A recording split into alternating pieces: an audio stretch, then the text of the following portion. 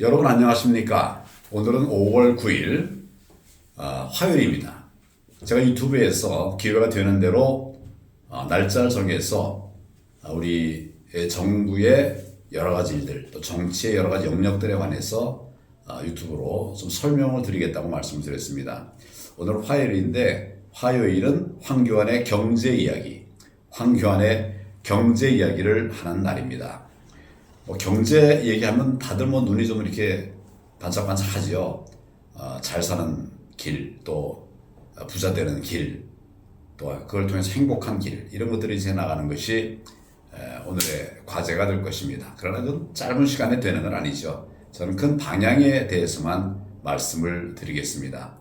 돌이켜보면 지난 문재인 정권에서는 경제를 살린다고 하면서 다 망가뜨렸습니다. 다 망가뜨렸어요.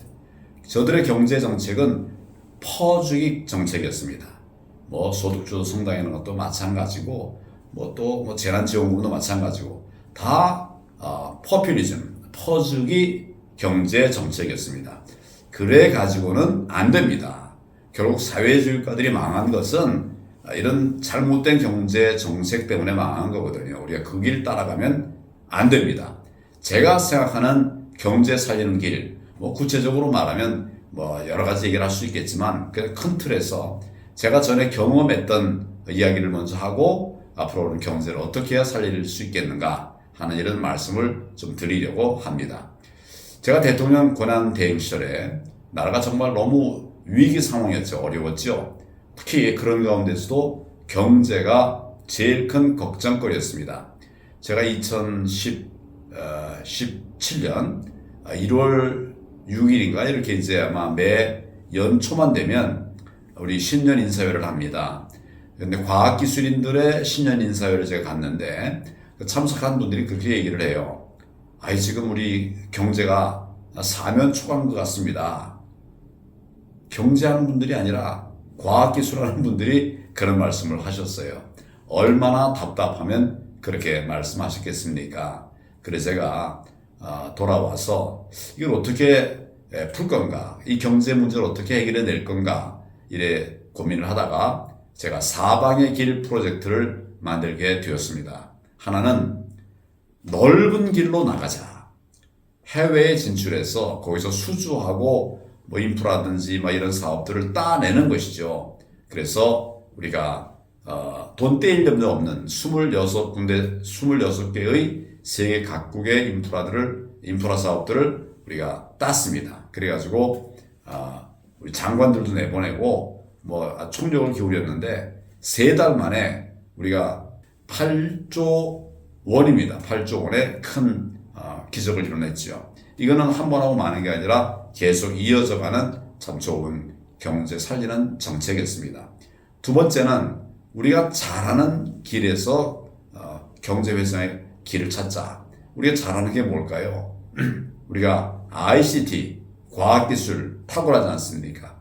이걸 통해서 우리가 대한민국의 경제를 살려내자. 그래서 과학기술인들과 만나고 이분들이 과학기술이 산업으로 연결되는 이런 길들을 찾도록 그렇게 했습니다. 실제로 과학이 경제를 살리는 그런 출발점이 되기도 했습니다.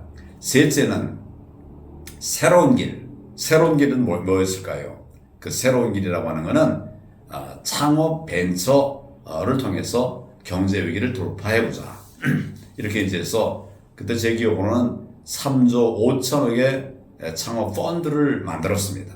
그래서 결과적으로 이 펀드라고 하는 것은 이제 돈 빌려주는 이런 펀드가 아니라 돈을 투자하는 이런 펀드를 만든 거죠. 그래서 사업을 해도 실패해도 결국 내가 완전히 이제 빈털터리가 되는 이런 것이 아니라 투자를 받으니까 투자한 것이 실패해도 투자한것만 없어지면 되고 또 대다수는 성공을 할 가능성이 많은 사업을 선정했었는데 여기서는 또 잘 되는 길들이 열려진 것이죠. 제2의 창업 붐이 벤처 붐이 불었었습니다. 셋째는 우리가 과학기술 영역을 내가 좀 이 얘기를 말씀드렸던가요? 과학기술 영역을 경제와 연결하자. 그 다음에 벤처 붐을 일으키자. 네 번째는 우리가 하기만 하면 되는 길. 그것은 규제를 푸는 일이었습니다. 규제를 푸는 일. 규제만 풀면 시장이 살아나고 또 기업들이 살아나고 또 국민들 삶 속에서도 이제 여러 가지 도전적인 일들이 일어나게 됩니다. 그래서 제가 네 가지 길을 얘기하면서 이 길을 통해서 사방의 길을 통해서 경제를 살려내자 했는데 나중에 지표를 보니까 실제로 많은 변화가 있었고 또 우리 경제가 그 당시에 이제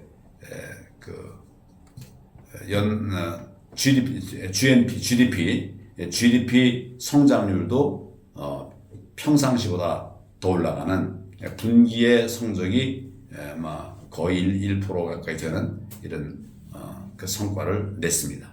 경제 살릴 길이 있습니다. 경제 살릴 길이 있어요. 그 길을 따라가지 않으면서 경제가 살릴 길을 바라는 것은 우연인 것입니다. 이렇게 해서는 안 된다고 생각합니다.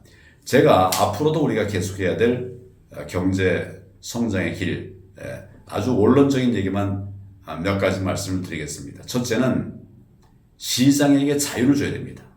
시장을 옥죄면 안 됩니다. 기업인들이 자유롭게 자기들이 창의적인 기업 아이디어를 만들어 나갈 수 있도록 또 그걸 세워 나갈 수 있도록 그렇게 해야 됩니다. 우리 최근에 보니까 중소기업 벤처부에서 그런 얘기를 했더라고요.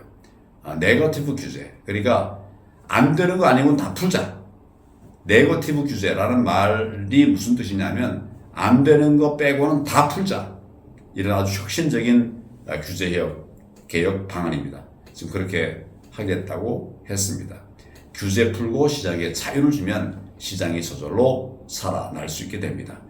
또 한 가지 일반인들이 잘 생각하지 못하는 부분이 있는데 그것은 법 질서를 바로 세우는 일입니다. 법 질서를 바로 세우는 일이 경제 발전과 무슨 관계가 있는가 이렇게 생각하는 분들이 있겠지만은 연구 결과에 의하면 우리나라가 법치 수준이 OECD의 중간만 되더라도 매년 1% 또는 0.5%의 경제 성장을 더 이룰 수 있다. 지금 우리 금년에 경제 성장률이 1% 되냐 마냐 이러고 있는데 이것만 해도 우리 법 질서만 잘 세워줘도 그래도 경제 성장에 큰 기여가 된다는 것입니다. 왜냐하면 법 질서가 확립돼야 투자를 할 거 아닙니까? 또 법 질서가 바로 세워져야 도전이 가능한 것이죠. 이런 위험한 나라가 아니라 안전한 나라에서 도전할 수 있는 것이죠. 이런 세 가지 원칙만 잘 지켜나가도 우리 대한민국의 경제를 살릴 수 있는 길이 될 것이다. 이런 생각을 합니다. 제가 이제 유튜브를 통해서 황교안의 경제 이야기를 이제 시작을 했습니다. 이제 하나씩 또 특히 이제 우리 독자들과의 소통을 통해서 많은 대화를 나눠가면서 실질적인 이런 대책들을 만들어가는 경제 이야기가 될 수 있도록 그렇게 노력을 하겠습니다. 좀 참고가 되셨는지 모르겠습니다. 혹시 오늘 얘기를 듣고 이런 건 좀 부족하다 이러면 의견 주시면 제가 반영하고 이렇게 하면 좋겠다는 아이디어를 내셔도 앞으로 이제 우리 나라 살리는 일에 함께 힘을 모으도록 그렇게 하겠습니다. 여러분 어떠셨습니까? 오늘도 편안한 저녁 되시기 바랍니다. 감사합니다.